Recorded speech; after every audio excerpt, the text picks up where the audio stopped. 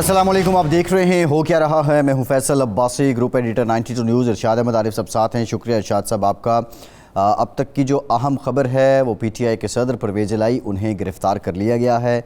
लाहौर से उन्हें गिरफ़्तार किया गया है और जो इत्तलात हैं उसके मुताबिक गुजरात और गुजरावाला में उन पर मुबैना तौर पर करप्शन के मुतादिद मुकदमात दर्ज हैं और इसी सिलसिले में उन्हें गिरफ़्तार किया गया है।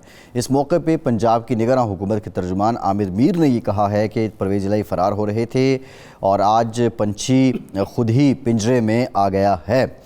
दूसरी जानिब हुकूमत पाकिस्तान की जानिब से अब ये इंदिया दिया जा रहा है कि 30 जून को ख़त्म होने वाले IMF के प्रोग्राम के बाद इस प्रोग्राम को जारी नहीं रखा जाएगा और फिर सितंबर से ऑनवर्ड नए प्रोग्राम के लिए पाकिस्तान कोशिश करेगा। सवाल ये है कि क्या जो बजट लाया जा रहा है उसमें IMF ने शर्त लगाई थी कि हमारी तजावीज़ शामिल की जाएँ। अगर IMF को शरीक कर लिया जाता है तो ये इंतखाबी बजट देना मुश्किल हो जाएगा।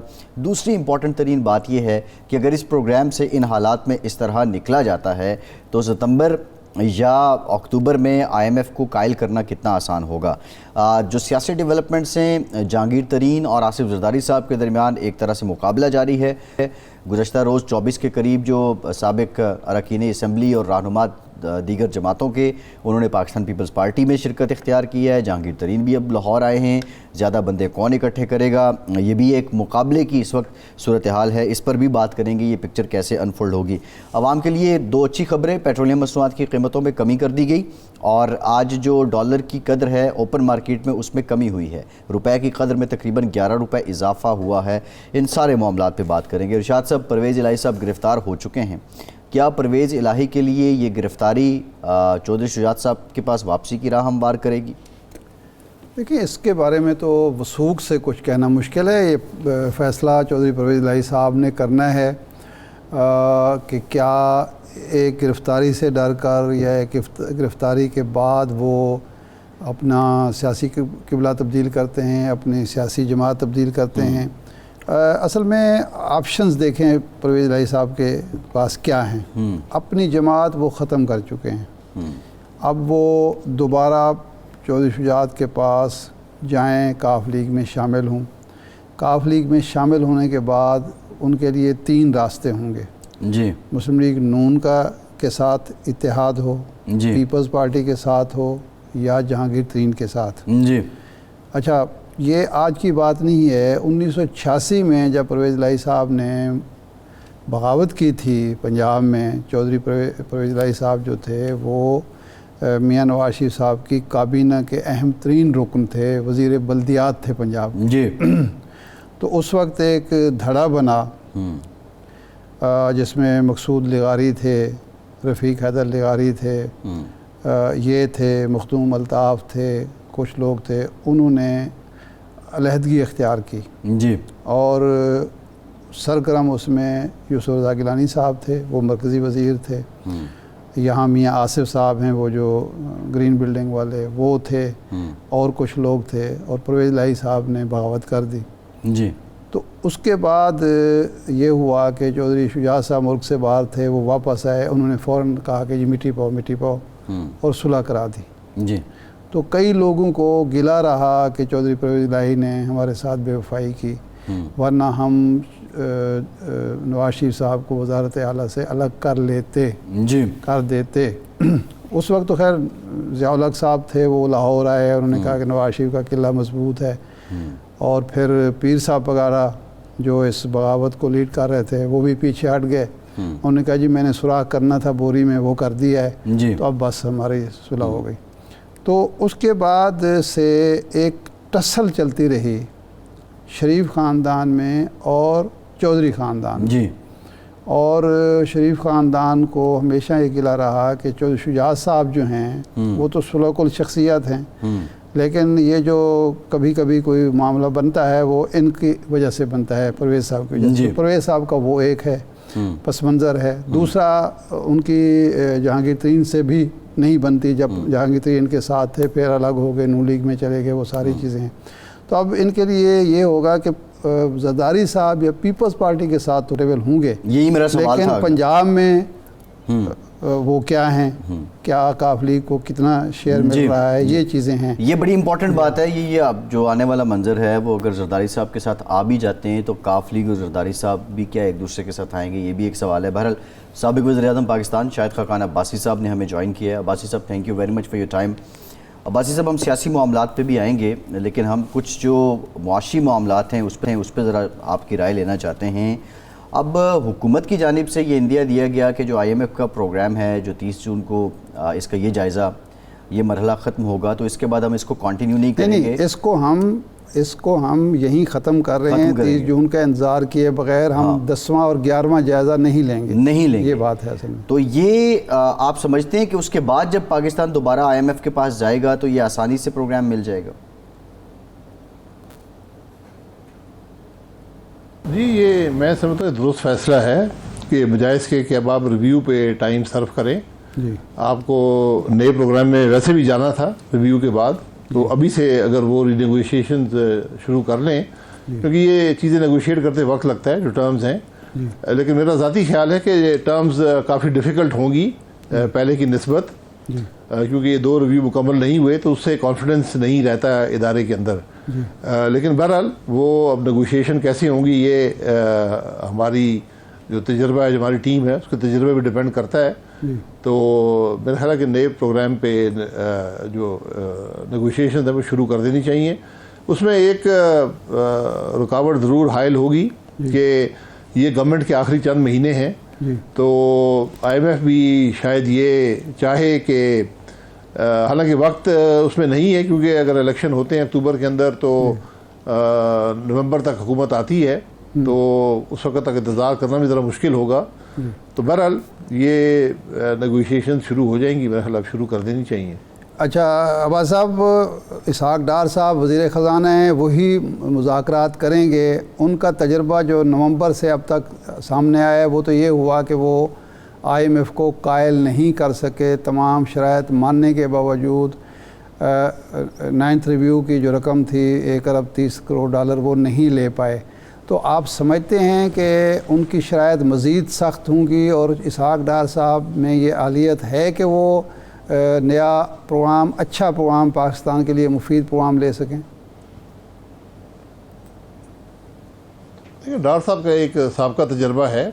इस दफ़ा यकीनन मुश्किलात पेश आई हैं, लेकिन ये गैर मामूली हालात हैं जी। और वैसे भी एक हुकूमत जो किसी और के हुकूमत के नेगोशिएट किए हुए टर्म्स को जब इम्प्लीमेंट करने की कोशिश करती है जी, और ख़ास तौर पर जब उस हुकूमत ने खुद ही अपने हर एग्रीमेंट को तोड़ा हो और बड़ी बुरी तरह से तोड़ा हो, तो फिर एतमाद बहाल करना IMF का बड़ा मुश्किल हो जाता है। तो बहरहाल जब आप री नेगोशिएट करेंगे तो फिर ज़रा ओनरशिप भी आपकी होती है, और उसमें क्योंकि पहला जो एक पाकिस्तान ने अपनी तारीख का पहला IMF प्रोग्राम मुकम्मल किया था, उसकी लीडरशिप भी डार साहब ने की थी, तो उनका तजर्बा है इस मामले में, तो मुझे उम्मीद है कि इंशाल्लाह इसको मैनेज कर लेंगे।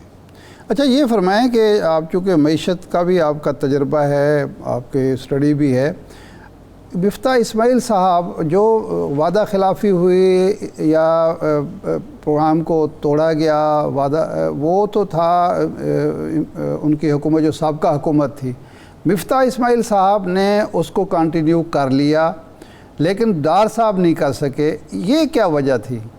हुकूमत वही है, सिर्फ एक शख्स जो है जो वादा खिलाफियों के बावजूद वो कंटिन्यू करने में कामयाब रहता है, वो ले लेता है प्रोग्राम। दूसरा आदमी जिसका तवील तजर्बा है वो नहीं ले पाता। देखिए, आपको याद होगा कि उस वक़्त भी काफ़ी टाइम लग गया था, क्योंकि एक बुनियादी फ़ैसला करना था जो बहुत मुश्किल फ़ैसला था कि जो इमरान खान साहब ने जाते हुए पेट्रोल की कीमतें ख़रीद से कम कर दी, उस पर जो तमाम वादे किए थे पेट्रोलियम लेवी के वो भी नहीं इम्प्लीमेंट किए, वो भी ख़त्म कर दिए, और GST भी ख़त्म कर दिया जी। यानी तकरीबन $1 अरब पाकिस्तान हर महीने पेट्रोल पे नुकसान कर रहा था अपना। तो उसको मैनेज करने में वक्त लगा, तो उस वक्त भी वक्त लगा था। उसके बाद डार साहब आए हैं। मेरा ज़ाती ख्याल ये था कि जो पहला रिव्यू था उसको मैं जल्दी मुकम्मल कर लेना चाहिए था, बहरहाल वो नहीं हुआ। उसके क्या मुहर्रकात हैं मैं उनसे ज़्यादा आगाह नहीं हूँ, लेकिन कोशिश हमेशा प्रोग्राम में यही होनी चाहिए कि आप रिव्यू जल्दी मुकम्मल करें, ताकि आपको अगला टारगेट जो है वो उसमें आसानी पैदा हो, या कम से कम वो क्लैरिटी आ जाए कि क्या एक्सपेक्टेशंस हैं IMF की। क्योंकि IMF जो होता है, जो भी आपके लेंडर्स होते हैं, चाहे वो बायलैटरल हों यानी दूसरे ममालिक हों या मल्टीलैटरल इदारे हों, वो IMF की ओवरसाइट पे ही डिपेंड करते हैं। जो उससे आपकी ओवरसाइट होती है इकॉनमी, उसी पे डिपेंड करते हैं, उसी से वो कॉन्फिडेंस हासिल करते हैं आपके बारे में। तो हमारी बदकिस्मती से एक पिछले साबका इमरान खान साहब का दौर था 3-4 साल का, उसमें एक गैर जिम्मेदाराना रवैया रखा गया माशी मामलात में। तो आज हमें सबसे बड़ा ऑब्स्टिकल वो है। यकीनन आपके जो पर्सनल इक्वेशंस होती हैं वो ज़रूर मैटर करती हैं, लेकिन फैसले जो होते हैं वो अमूमी तौर पर उस कॉन्फिडेंस की बुनियाद पे होते हैं जो हुकूमत IMF या दूसरे इदारों को दे पाए। सही है। अच्छा, ये फरमाएं कि ये जो कंट्री डायरेक्टर ने बयान दिया आइन की बालादस्ती, कानून की हुक्मरानी, जिसको रिजेक्ट किया आयशा गौस साहिबा ने, उन्होंने कहा ये हमारे कौमी मामलात में मुदाखलत है, तो ये कोई गैर मामूली बयान नहीं है। कभी किसी और मुल्क के बारे में भी कोई ऐसा बयान आया या इससे पहले पाकिस्तान के बारे में ऐसा बयान दिया गया हो? देखिए, मुझे याद तो नहीं है, ना मैं पूरे दावे से कह सकता हूँ कि पाकिस्तान या किसी और मुल्क के बारे में बयान आया है, लेकिन ये एक हकीकत है कि आपकी मईशत और सियासत जुड़ी होती हैं। अगर सियासी इस्तेहकाम नहीं होगा उसका एक असर मईशत पर पड़ता है। और तो इसलिए अगर किसी ने ये बात की है, ये मेरा ख्याल है कि बात करना, मैं हक तो नहीं कहूँगा, उनको ये बात करनी नहीं चाहिए थी, उन्होंने कर दी है। बहरहाल ये वो भी एक इदारा है जो आपसे आपको लैंडिंग भी कर रहा है और आपको आपके ओवरसाइट के इंचार्ज भी है, का चार्ज है उनके पास। तो उससे यकीनन कम से कम हमें ये बात ज़रूर अखज़ करनी चाहिए कि हमें जहाँ पर सियासी हमें जो माशी इस्तेहकाम के लिए सियासी इस्तेहकाम की ज़रूरत भी है। सही है। ये बात बड़ी वाज़ेह है कि दुनिया आपको कैसे देखती है। सही। अच्छा बात साहब, मसला ये है कि अब एक तासुर ये भी पाया जाता है कि हुकूमत इंतखाबी बजट देने के लिए IMF प्रोग्राम से फिलफोर निकल रही है, तो आप क्या समझते हैं, बैकअप प्लान क्या है? क्योंकि मिफ्ता साहब तो कहते हैं कि सितंबर तक जो खदशात हैं बढ़ जाएंगे डिफ़ॉल्ट के, और अभी भी हमारे जो ज़खायर हैं ज़र मुबादला के वो आपके सामने हैं, तो कोई बैकअप प्लान है, कोई यकीन दहानी है जिसकी बेस पे हुकूमत रिस्क लेगी?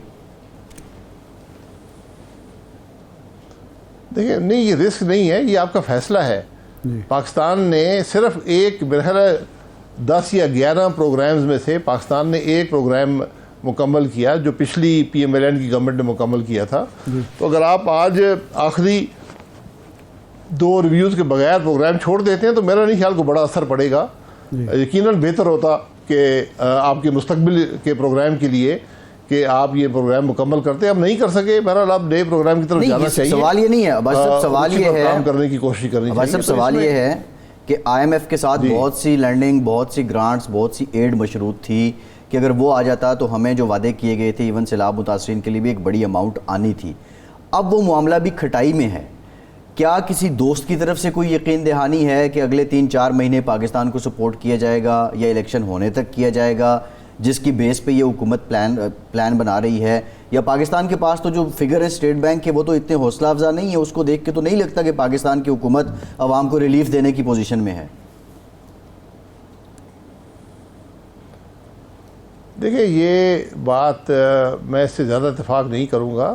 आप यकीनन IMF प्रोग्राम मुकम्मल करते फिर नया प्रोग्राम नेगोशिएट करते तो वो आपको ज़्यादा मैनेजेबल सिचुएशन थी।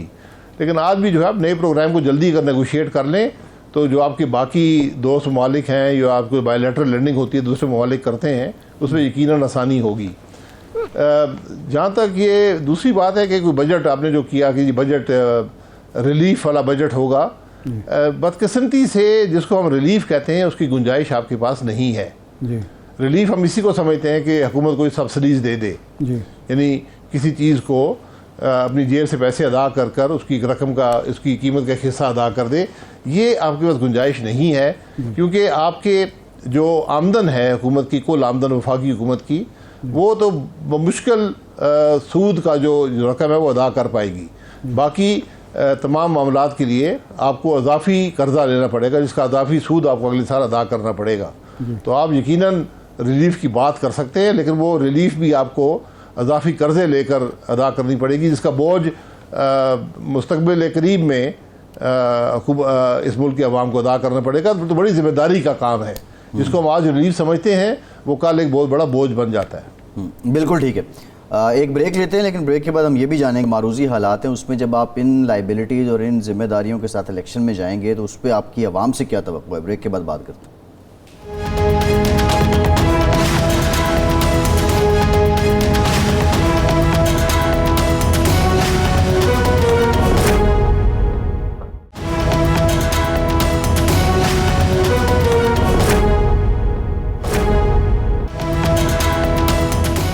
ब्रेक के बाद एक बार फिर से आपको खुशामदीद कहेंगे। अब्बासी साहब, एक और जो डेवलपमेंट है, आज जो रुपए की कदर है तकरीबन वो 11 रुपए ओपन मार्केट में बढ़ी है, डॉलर की कदर कम हुई है।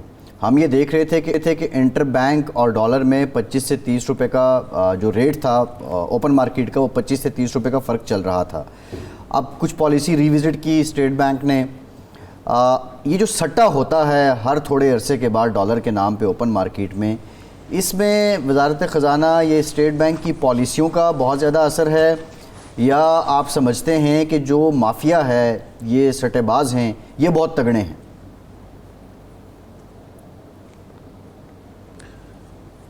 देखिए, ये एक पेचीदा मसला होता है, हम इसको बड़ा आसान समझते हैं। बुनियादी तौर पर सप्लाई डिमांड की बात है। करेंसी भी एक कमोडिटी की तरह सप्लाई डिमांड पे चलती है, और इसकी दूसरा जो इसमें बड़ा पहलू होता है कि हुकूमत किस हद तक अपनी करेंसी को डिफेंड करना चाहती है या उसको करने की सलाहियत रखती है। तो जब आपकी डिमांड कम होगी तो यकीनन रुपए की कदर में इजाफा होगा। जब डिमांड ज़्यादा बढ़ेगी तो उसमें कीमत उसकी कम हो जाती है। इसी तरह अगर हुकूमत के पास वसाइल हों और वो करेंसी को डिफेंड करे तो उससे एक प्राइस स्टेबल रहती है या थोड़ी आपकी करेंसी स्ट्रॉन्ग हो जाती है। पूरी दुनिया में ऐसे ही होता है। तो इस वक्त चूँकि एक डिमांड कंप्रेशन आई है और आपकी जो कमोडिटी प्राइसेस हैं वो भी नीचे जा रही हैं, यानी तेल में 30-40% की कमी आई है जो दुनिया की मार्केट में, तो आपकी सबसे बड़ी इंपोर्ट जो है अगर उसके अंदर कमी आएगी तो डॉलर आपके ज़्यादा हो जाएंगे। तो ये मार्केट इन चीज़ों को असेस करती है और इसी पर सट्टा वट्टा भी इसी मामले पर चलता है। हमारी थोड़ी कम्प्लेक्सिटी ये भी है कि अफ़गानिस्तान के जो फॉरेन करेंसी नीड्स हैं वो भी हम ही प्रोवाइड करते हैं, तो उसका भी एक इम्पैक्ट आता है कि उनकी डिमांड और ये कॉम्प्लिकेशंस हैं सारी मार्केट के अंदर। तो इसका इम्पैक्ट यकीनन आपने आज देखा है, और मुझे उम्मीद है कि ये जो एक ब्लैक मार्केट क्रिएट हुई थी ये ख़त्म हो जाएगी और एक इंटर बैंक रेट होगा और एक ओपन मार्केट का रेट होगा। बदकिस्मती से 3 रेट्स मार्केट में आ गए थे। बड़े अरसे बाद एक ब्लैक मार्केट इस्टेब्लिश हुई थी, वो उम्मीद अब ख़त्म हो जाएगी। अच्छा अब्बास साहब, मुझे ये ज़रा समझाएं क्योंकि मेरा मईशत का बिल्कुल ही कुछ इल्म, मैं बिल्कुल इंतहाई नाक़िस हूँ। हम अफ़गानिस्तान की ज़रूरतें भी पूरी करते हैं, अफ़गानिस्तान के पास कुछ है भी नहीं, उसके बावजूद उसका जो सिक्का है अफ़गानी वो 70-75 मैक्सिमम 80 तक गया है, 90 से नीचे आया है, पहले 90 में था। हम जो है 178 से हम 300 से भी आगे चले गए, तो उनकी जो सिक्का है वो हमसे ज़्यादा उसकी कदर क्यों है? इसके ये क्या मैकेनिज़्म है या ये क्या मंतिक है? नहीं, देखिए उनकी डिमांड ना होने के बराबर है। अच्छा, वहाँ जो भी डिमांड है वो एक इनफॉर्मल इकॉनमी की डिमांड है। उनके पर तो दुनिया के ताल्लुकात है नहीं कि वो कुछ इंपोर्ट ऐसी चीज़ें नहीं करते, और जो उनकी इंपोर्ट्स हैं वो भी पाकिस्तान से ही जाती हैं जी। तो इसलिए उनकी जो ज़रूरियात है फॉरेन एक्सचेंज की वो पाकिस्तान ही पूरी कर रहा है। सही। तो इसलिए उनकी करेंसी स्टेबल रहती है, हमारी करेंसी पे उनकी डिमांड का इम्पैक्ट आता है। नहीं, कहीं वजह ये तो नहीं है कि हमारे यहाँ जो अखराजात में जो अदम तवाज़ुन होता है, हमारे यहाँ कोई कंट्रोल नहीं है हुकूमत का, ना करेंसी मार्केट पे, ना स्मगलिंग पे, ना ये भी कोई फैक्टर्स हैं? नहीं, बिल्कुल ये फैक्टर्स हैं। हमारा एक बड़ा मुल्क है, ये हर चीज़ हमें इम्पैक्ट करती हैं। अब जो कुछ अफ़गानिस्तान में हो रहा है सारा एक इनफॉर्मल इकॉनमी के ज़रिए हो रहा है, ये फॉर्मलाइज तो है नहीं कि यहाँ से कोई फॉर्मली वहाँ पैसे जाते हों या वहाँ से फॉर्मली कोई चीज़ें खरीदी जाती हों, ये सब इनफॉर्मल इकॉनमी है, तो उसका बोझ भी हम ही बर्दाश्त करते हैं। माजी में जब वहाँ पर बेपनाह डॉलर्स आते थे, जो कोलेशन थी वहाँ पर अमेरिका की, तो वो बहुत बेपनाह डॉलर्स आते थे। उस वक्त वहाँ से फ़्लो पाकिस्तान की तरफ होता था, उनके डॉलर खर्च करने की जगह पाकिस्तान होती थी, तो पाकिस्तान को उससे फ़ायदा होता था। और ये जो अरसा हमारी करेंसी स्टेबल रही है, उसका भी एक असर रहा है कि वहाँ पर अरबों डॉलर साल के आया करते थे, जिसका एक बड़ा हिस्सा पाकिस्तान में आकर बिकता था, तो यहाँ आपकी करेंसी को स्टेबल रखता था। अब वो मामला रिवर्स हो गया है, उनकी करेंसी स्टेबल है, हमारी करेंसी पे उसका बोझ आ रहा है। अब सियासी मामलात की तरफ आते हैं। आज चौधरी परवेज़ इलाही साहब भी गिरफ़्तार हो गए, कुछ मीडिया पे ख़बरें चल रही हैं कि कुछ और लोग भी गिरफ़्तार होंगे। तो इन गिरफ़्तारियों से हमारी सियासत का क्या रुख मुतय्यन हो रहा है? इन गिरफ़्तारियों से कोई फ़ायदा होगा? ये कानून की बालादस्ती, कानून की हुक्मरानी का इशू है, या ये भी कोई सियासी इशू है? जी देखिए, जब भी कोई गिरफ़्तार होता है तो हम यही कहते हैं जी ये कानून की बालादस्ती है, ये नेशनल सिक्योरिटी का मसला है। बात ये है कि गिरफ़्तारी क्यों की जाती है। गिरफ़्तारी उस वक़्त होती है, सियासी लीडर की होती है, ये होनी चाहिए जब वो शामिल तफ्तीश ना हो। जब भी आप इक़्तिदार में रहें तो फिर आपको एहतसाब का सामना करना पड़ता है। हमारे मुल्क में जो एहतसाब का अमल है उसके बारे में बहुत शकूक व शुबहात हैं, सही, और उनके अंदर एक बड़ी हकीकत भी है। अब परवेज़ इलाही साहब को पहले भी इन्वेस्टिगेशन में बुलाया गया, वो जहाँ तक मेरा नॉलेज है वो नहीं गए। उसके बाद जो एंटी करप्शन का इदारा है उसने उनके घर पर भी एक एक्शन हुआ, जिससे मैं एग्री नहीं करता। किसी के घर पर इस किस्म की बात नहीं होनी चाहिए कि पुलिस की गाड़ियाँ आकर घर से टकराएं, लेकिन ये जिम्मेदारी भी जो शख्स भी सियासत में रहा हो, जो पॉलिटिकल लीडर हो, जो हुकूमती ओहदे पर रहा हो, उसकी जिम्मेदारी भी बनती है कि जब भी ऐसा मामला हो तो ज़रा सीना तान के बाहर आए और कहे ठीक है इन्वेस्टिगेशन करें, मैं हाजिर हूँ, गिरफ्तार करना चाहते हैं गिरफ्तार कर लें। सियासी लीडर हमेशा गिरफ्तारी के लिए तो उसको तैयार रहना चाहिए।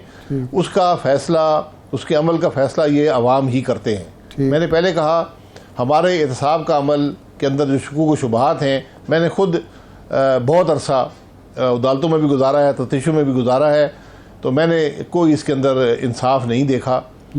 उम्मीद है कि जो अब एहतसाब का अमल है, क्योंकि यहाँ पर बेदरेग गिरफ्तारियाँ उस तरह नहीं हुई जिस तरह इमरान खान साहब की हुकूमत में हुई थी, या इससे पहले जनरल मुशर्रफ साहब की हुकूमत में हुई थी।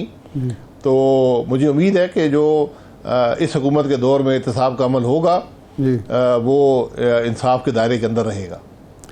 अच्छा, आप फरमाते हैं, कल परसों मैं आपका बयान देख रहा था कि मैं किसी सियासी लीडर की नाअहली के हक़ में भी नहीं हूँ और सियासी पार्टी पर पाबंदी के हक़ में भी नहीं हूँ, जबकि नवाज शरीफ साहब, शहबाज शरीफ साहब वो कहते हैं बिल्कुल सब कुछ होना चाहिए क्योंकि इस सियासत को गंद से पाक करना है। तो आप समझते हैं कि भाई इससे कोई सियासी इस्तेहकाम आएगा और इससे क्या हमारी जमहूरियत मजबूत होगी इस गंद को साफ़ करने से? देखिए, ये टीवी पर सवाल किया जाता है, आप मुझसे सवाल कर सकते हैं, मैं उसको अपना जवाब दे दूंगा। वो मेरी राय होती है जी। अगर मेरी जमात को मौक़िफ़ लेती है इस मामले पर तो फिर वही मेरा मौक़िफ़ ही बन जाता है। सही, ये बात मैं इसकी वजाहत ज़रूर करना चाहूँगा कि अक्सर ये सवाल किया जाता है जी वो आपकी लीडरशिप ये कह रही है। मैंने कोई ऐसी ऑफिशियल पॉलिसी नहीं देखी है हुकूमत या जमात की तरफ से कि किसी को बैन किया जाएगा या किसी को गिरफ्तार किया जाएगा या -1 के जो फार्मूले मुल्क के अंदर चलते हैं। मैं हमेशा यही कहता हूँ कि इन चीज़ों से मुल्क की सियासत को नुकसान ही हुआ है माजी में। जब भी आपने ये -1 फार्मूला आपने -1 किया था मियाँ नवाज शरीफ को 2018 के इलेक्शन में, उसके क्या असरात मुल्क पर हुए हैं ये आप बड़ी वजाहत से देख सकते हैं कि आज जो मुल्क के मामलात हैं इसमें एक बड़ा अमल दखल जुलाई 28, 2017 के सुप्रीम कोर्ट के फैसले का है, जहाँ पर एक चलती हुकूमत तोड़ी गई, मियाँ नवाज शरीफ साहब को ताहयात नाअहल किया गया और उसके तसलसल में जाके 2018 का इलेक्शन चोरी हुआ। सुप्रीम कोर्ट की निगरानी में जो अदालत थी उसने तारीख पीछे करके इलेक्शन के ऐन दौरान मियाँ नवाज शरीफ को कन्विक्ट किया। ये वो खराबियाँ हैं जो मुल्क की हालात को ख़राब करती हैं जी, हमें इनसे बचना चाहिए। अच्छा, लेकिन अगर किसी ने कानून तोड़ा है, कोई कानून के दायरे से बाहर गया है, उसको उसका जवाब देना पड़ेगा। तो आज अगर इमरान खान साहब जो इक़्तिदार में रहे हैं 4 साल, उन्होंने अगर कुछ किया है, उनसे सवाल होता है तो उनको जवाब देना चाहिए। उनको अपने वर्कर को, अपनी जमात को इम्तिहान में नहीं डालना चाहिए।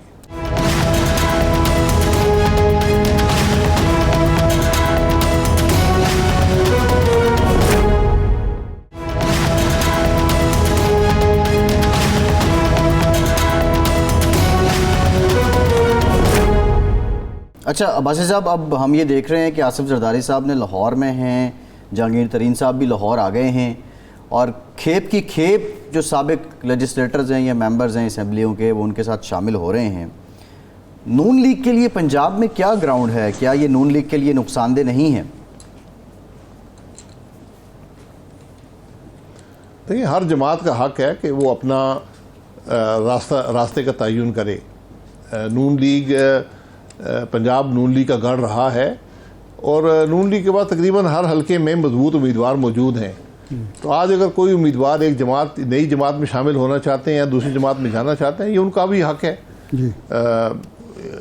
इसके बारे में अगर तरीन साहब किसी से मिल रहे हैं या कोई लोग शामिल हो रहे हैं उनके ग्रुप में या जमात में या पीस पार्टी में कोई लोग शामिल हो रहे हैं, तो ये उनका राइट है। वो जिस जमात को बेहतर समझे उसके साथ जा सकते हैं। हाफिज़ अब्दुल्ला साहब जो PDM के तर्जमान भी हैं, कल हमारे प्रोग्राम में कह रहे थे कि हमने तो उसूली फ़ैसला किया है कि कोई भी वफ़ादारी बदलने वाला शख्स जो है वो हमारी जमात में नहीं आना चाहिए, और मैं PDM से भी यही कहूँगा। तो मुस्लिम लीग नून इन लोगों को अगर कुछ आना चाहें और स्पेस हो तो कबूल करेगी, या आपकी राय ये है कि उनकी तरह JUI की तरह आप भी कबूल ना करें, ताकि इस मुल्क में ये जो फसली बटेरे हैं, लोटे हैं, इनका ख़ात्मा हो और वफ़ादारियाँ जमातों के साथ मजबूत हों?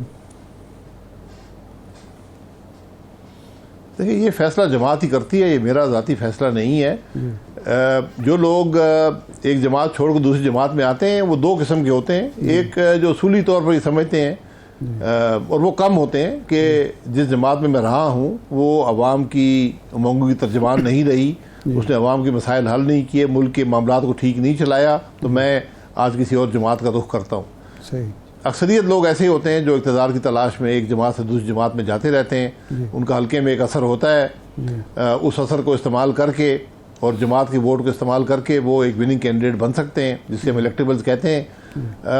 ऐसे लोग मेरी नज़र में हमेशा मुल्क के निज़ाम, सियासी निज़ाम के लिए नुकसानदेह साबित हुए हैं। सही है। अच्छा अब भाई साहब, ख्वाजा आसिफ साहब ने एक बड़ा मुफस्सल बयान ट्विटर पे जारी किया और उन्होंने मिफ्ता इस्माइल साहब से कहा कि सियासत में जो मौसम है वो बदलता रहता है, और आपको अगर ये किरदार अदा करना है पाकिस्तान की मईशत के हवाले से, तो आप पार्टी फोरम इस्तेमाल कर सकते हैं बजाय इसके कि वो मीडिया पे जाके बात करें।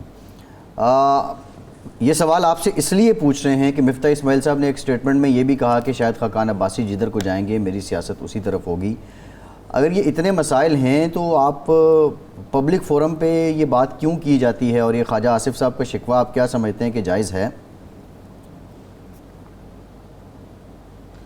देखिए, ये जो बात है कि मिफ्ता इस्माइल साहब ने कहा कि जहाँ मैं जाऊँगा उधर ही वो जाएंगे, ये किसी सवाल के जवाब में उन्होंने कहा होगा। ये कोई ना मेरी पॉलिसी है ना उनकी पॉलिसी है। मैं एक जमात के साथ हूँ, वो भी इसी जमात में है। यकीनन गिले शिकवे उनके जमात से होंगे। ख्वाजा साहब ने जो मैंने बयान दिया है वो मैंने आज सुबह ही पढ़ा है, उर्दू में उन्होंने ट्वीट किया है।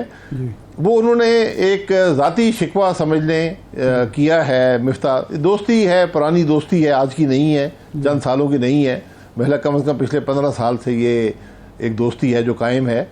तो उन्होंने शिकवा किया है कि आपने जो बातें लिखी हैं और कही हैं वो शायद आपको पब्लिक फोरम पे नहीं करनी चाहिए थी। बात यह है कि मैंने देखा है मिफ्ता इस्माइल साहब अक्सर वो लिखते रहते हैं, ऑप-एड पीसेस अखबारों में लिखते रहते हैं, TV प्रोग्राम में भी जाते हैं। मैंने उनको कभी हो सकता है कोई बात बीच में निकल गई हो, लेकिन इस मकसद से बात करते हुए नहीं देखा कि वो जमात की पॉलिसी पर तनकीद करें या किसी शख्स पर तनकीद करें।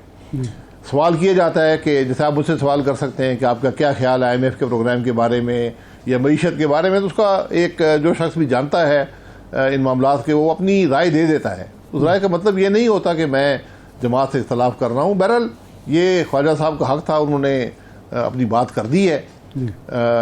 मिफ्ता साहब कहा क्या कि वो जवाब भी दे सकते हैं कि मैंने क्या किया ये नहीं किया, लेकिन मैं नहीं समझता हूँ कि ये बात पब्लिक फोरम की है। ख्वाजा साहब का ने अपनी बात कर दी है और उन्होंने एक गिले शिकवे के अंदाज में की है। मैं नहीं समझता उन्होंने कुछ उससे आगे बढ़कर बात की है। अब आसिफ, आखिरी सवाल, ये री इमर्जिंग पाकिस्तान का जो फोरम था, आपने कहा एक मौके पर कहा कि जी हम कोशिश करेंगे कि कौमी इत्तेफाक राय पैदा हो, क्योंकि आपका नुक्ता नज़र ये है कि जब तक कौमी इत्तेफाक राय पैदा नहीं होता कोई एक जमात या 2-4 जमातें मिल के मसाइल को हल नहीं कर सकती और माजी का जो गलतियों का पछतारा है उसको हटाए बग़ैर पाकिस्तान आगे नहीं बढ़ सकता। तो क्या वजह हुई कि आप ये काम नहीं कर सके? कहीं से आपको पॉजिटिव रिस्पांस नहीं मिला या आपने पहले ही मरहले पर कोशिश ही नहीं की, ये तय कर लिया कि हमारा ये काम नहीं है? नहीं, हमने बात कर दिया, ये फोरम कायम है, ये फोरम चलता रहेगा। इस फोरम का मकसद, आज आप बात कर रहे हैं तो यही मकसद था कि आप भी इस बात का नोटिस लें कि मुल्क के मामलात कौन चलाएगा। सही। मैं हर दफ़ा मैं टीवी ज़रा कम देखता हूँ, लेकिन मेरा ख्याल तकरीबन 100 टीवी पर प्रोग्राम रोज़ होता है। उस पर हर किस्म की बात होती है, फलाने ने क्या कहा, फलाने ने क्या किया, आज सियासत में क्या हो गया है, लेकिन कभी ये बात नहीं हुई कि मुल्क के मसाइल हैं क्या, मुल्क के मसाइल का हल क्या है। तो ये फोरम उसके लिए, फोरम आज भी कायम है, इसके बाद भी कायम रहेगा कि मुल्क के मसाइल की बात की जाए, उनके हल की बात की जाए। और एक बात कम अज़ कम मुझे बड़ी वाज़ेह है कि आज किसी एक जमात के पास वो सलाहियत नहीं है कि वो मुल्क के मामलात जो जिस नहज पर पहुंच गए उनको चला सके या उनको हल कर सके, क्योंकि आज जो रिफॉर्म्स चाहिए वो इतने वसी हैं और इतने मुश्किल हैं कि आज कोई जमात भी उसका बोझ बर्दाश्त नहीं कर सकती। हमारी जमात ने हुकूमत ली है और उसने एक भारी सियासी कीमत अदा की है, इसका असर आपको पोल्स में नज़र आएगा, लेकिन मुल्क के मुफाद के लिए ये काम किया गया है। अब ज़रूरत इस बात की है कि आज एक कॉमन नेशनल एजेंडा तय किया जाए, सियासी लीडरशिप भी बैठे, मिलिट्री लीडरशिप भी बैठे और जुडिशल लीडरशिप भी बैठे और ये तयन कर लें कि हमने मुल्क आगे कैसे चलाना है। कि कल कोई एक जमात भी, मैं नहीं समझता हूँ कि कोई जमात अक्सरियत हासिल कर सकेगी, या अक्सरियत हासिल भी कर ले तो उसके अंदर ये सलाहियत हो कि मुल्क के मामलात को जिन रिफॉर्म्स की ज़रूरत है वो उन रिफॉर्म्स को इम्प्लीमेंट कर। बिल्कुल ठीक। तो आज सबको मिलकर ये मुश्किल मराइल तय करने पड़ेंगे। जी ठीक, बहुत शुक्रिया साबिक वज़ीर-ए-आज़म शाहिद खाकान अब्बासी साहब आपका। ब्रेक के बाद बात करेंगे। फॉरेक्स एक्सचेंज एसोसिएशन ने हुकूमत को माहाना $1 अरब देने की ऑफ़र की है। अब इसकी वो डिमांड क्या है इसके बदले में, ब्रेक के बाद इस पर बात करते हैं।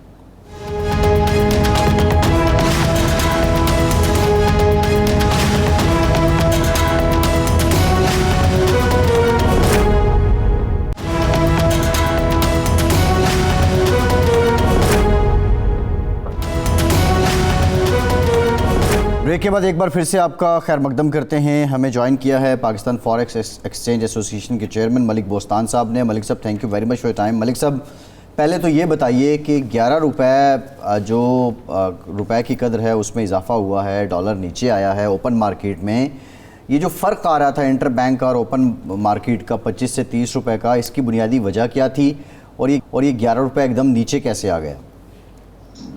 इसकी बुनियादी वजह तो कमर्शियल बैंकों की क्रेडिट कार्ड की पेमेंट की बाइंग थी फ्री मार्केट से। कल जब रेट 315 का हुआ और मुझे सागडार साहब ने फ़ोन किया कि क्या वजह है कि इंटर बैंक और फ्री मार्केट का रेट इतना ज़्यादा बढ़ चुका है, 30 रुपये हो चुका था। तो मैंने उन्हें फिर पूरी सूरत हाल से आगाह किया कि इस वक्त कमर्शियल बैंक जो है वो रोज़ाना 10 से 15 मिलियन डॉलर की उनकी डिमांड है, जो कि वो इंटर बैंक की बजाय फ्री मार्केट से खरीद रहे हैं। और फ्री मार्केट में इतना डॉलर है नहीं, उनकी आपस में दौड़ लगी और एक से बढ़कर एक रेट दे जा रहे हैं, जिसकी वजह से रेट में मुसलसल इजाफा हो रहा है। तो उन्होंने उसके ऊपर फौरी तौर पर अमल करते हुए बैंकों को पाबंद किया कि वो सिर्फ इंटर बैंक से खरीदें, फ्री मार्केट से ना खरीदें। तो जो ये सर्कुलर इशू हुआ उसके बाद डॉलर का रेट कल तो एक वक्त में था डॉलर कोई खरीद ही नहीं रहा था, इतने मार्केट में खौफ पैनिक आ गया था कि लोग बेच रहे हैं, खरीदने के लिए कोई तैयार नहीं था, पता नहीं कल कितने रेट गिर जाए।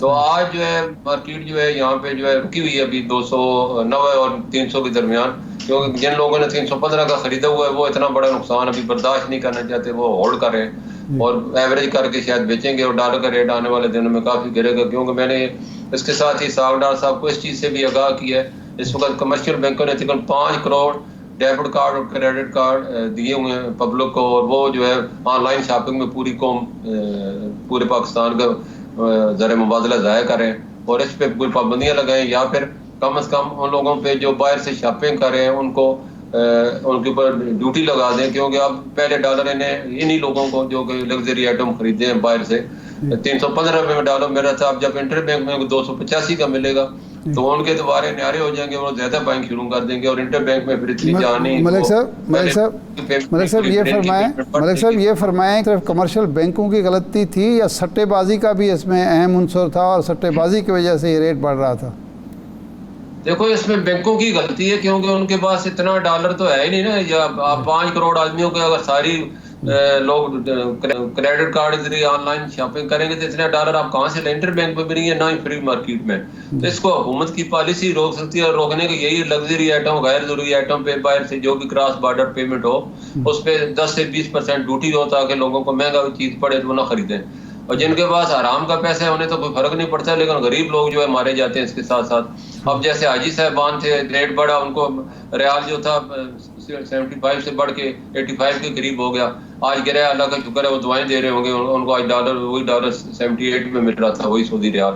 तो इस तरह जो वो बड़े मुश्किल से बच्चे को बाहर पढ़ा रहे हैं हेल्थ के लिए, एजुकेशन के लिए, तो उनको बड़ा नुकसान होता है। इन लोगों को तो कोई नुकसान नहीं, इन्होंने तो पैसा लूटा हुआ है, जहाँ से मर्जी है शॉपिंग करते हैं, इनको परवाह नहीं पाती। ये IMF ये कहता है कि जी आप डॉलर का फ्री छोड़ दें, मार्केट पर छोड़ दें और बैंक रेट अलग ना निकाला करें, तो इससे कोई इस्तेकाम आ सकता है या ये ज़्यादा नुकसानदेह होगा?